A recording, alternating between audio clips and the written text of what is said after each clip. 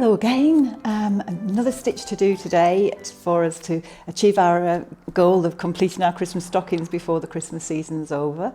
As I was saying in the last video, we're going to be working on this leaf here, and this is different to the leaves we've been doing down here, which were close fly. These are in long and short stitch, soft shading in 2 colours.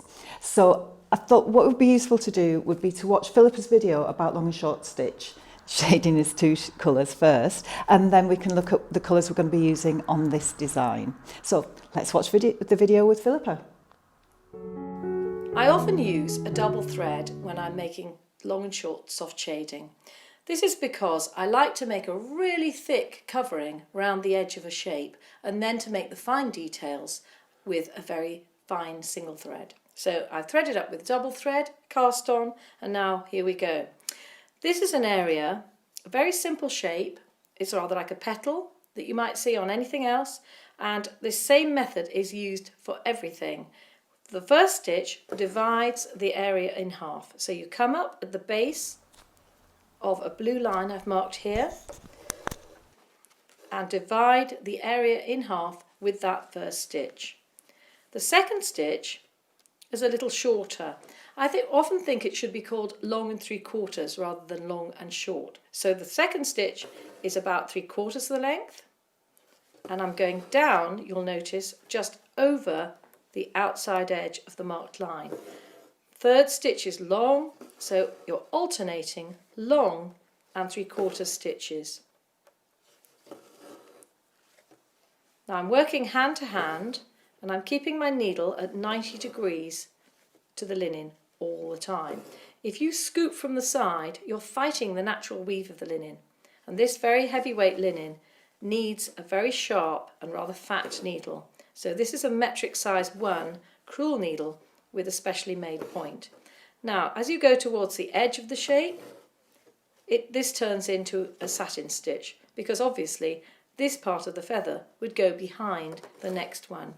In crewel work, you always start with the background and work towards the foreground. Now, when I get to the very edge, avoid the trap of making a very small stitch, because this looks clumsy and it'll stick out, but instead come up and go down in the same hole. Can you see this? And I'll put my thumbnail in the way, and that will just curve round naturally, and that'll fill the shape beautifully.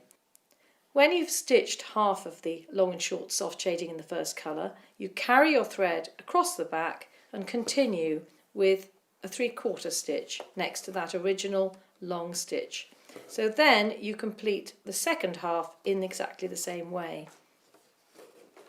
If you run out of thread, just finish off and cast on again in the usual way. When you've worked about 1 inch of long and short soft shading in the first colour, review what you've done. Have a look and see if you've made little gaps around the edge or if there are shadows between the stitches.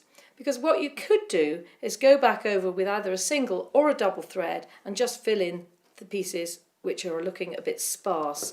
Just make sure that the edge is well covered with stitches. So I'm just popping a couple in there, and that makes all the difference before I move on to the next colour.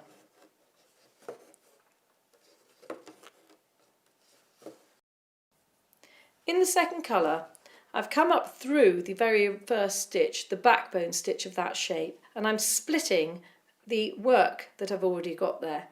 So come up through and then lay your thread down by holding it down with your finger of your non-needle hand, of your wool hand. Pop your needle down where it meets the next line or the next design and just pull it through. You can see I'm working hand to hand and keeping my needle at 90 degrees to the linen. Now the next stitch is shorter and also goes down.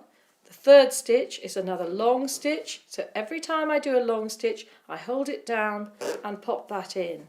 Now I hope that helps you keeping the direction of your stitches. Well, I hope you found that as useful as I did. I feel a bit more confident about starting this now. I've selected the wools for the 2 the two shades. So the outer shade, I am going to be using the 293, and then it's going to go into from that sagey colour to a more of an olive colour, which is 244. And I've also selected what I'm going to use for the actual veins of the leaf, and I think I'm going to use this, which is a 313. It's a bit more musty colour. I think that looked really nice. When you see those three colours together, they work really well. So I'm looking forward to that, and I hope Phillipa likes my selection of colours. So in our next video, I shall be starting doing the long and short shading, long and short stitch as soft shading. So until then, see you tomorrow. Bye.